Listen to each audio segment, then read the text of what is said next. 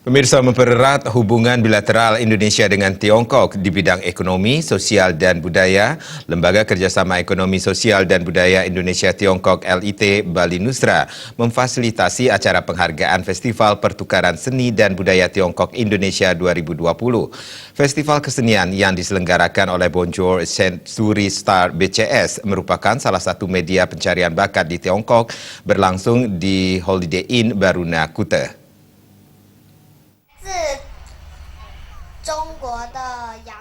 Menurut Sekjen Lembaga Kerjasama Ekonomi Sosial dan Budaya Indonesia Tiongkok LIT Bali Nusra, Pintono Arif Priyono, berbagai bentuk kesenian Tiongkok ditampilkan pada Festival Pertukaran Kesenian dan Budaya ini, seperti olah vokal, seni tari, seni bela diri, seni musik tradisional, dan fashion show.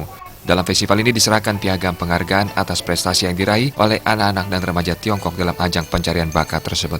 Kegiatan ini kali pertama diadakan di Pulau Bali. Dipilihnya Bali sebagai tempat pagelaran karena Bali adalah tujuan wisata utama kalangan warga Tiongkok dan sebagai pilihan hadiah tur wisata ke Pulau Bali dari pemenang pencarian bakat. Ketua LIT Bali Nusra, Soto Heming, menambahkan, ke depan pihaknya akan berencana membawa seniman Bali ke Tiongkok untuk tampil karena kebudayaan Bali sangat disukai oleh warga Tiongkok. Hal serupa pernah dilakukan di Nusa Dua, yakni menampilkan kolaborasi seni budaya Bali dan Tiongkok. Direncanakan kegiatan ini akan digelar 2 kali dalam setahun di Bali.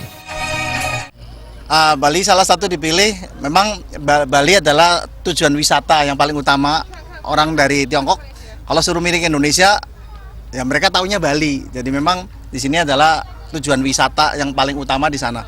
Sekalian mereka mendapatkan penghargaan, mereka mendapat hadiahnya adalah tur.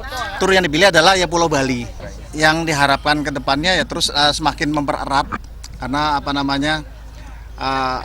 lembaga kerjasama ini kan luas ya, budaya, sosial, ekonomi, semuanya demi kemajuan kedua belah pihak. Dari Tiongkok juga butuh, dari Indonesia juga butuh, jadi saling membutuhkan. Nah ini butuh kerjasama.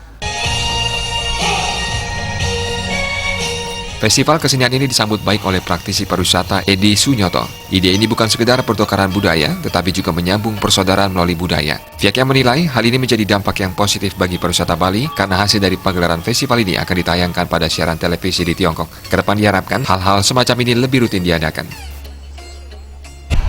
Apa yang seharusnya harus dilihat kalau mereka berkunjung ke Indonesia, yaitu kesenian dan kebudayaan, yang mana kalau kita tahu di Indonesia kan lebih dari 300 suku yang ada di Indonesia, sehingga banyak sekali kebudayaan dan kesenian yang bisa dilihat di Indonesia untuk pariwisata.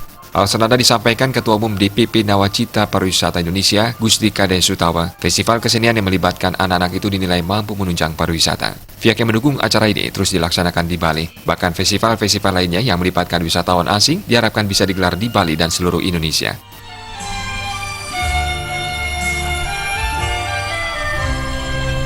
Tidak hanya dengan China tentu ya, tapi dengan lain mungkin Korea dan lain sebagainya.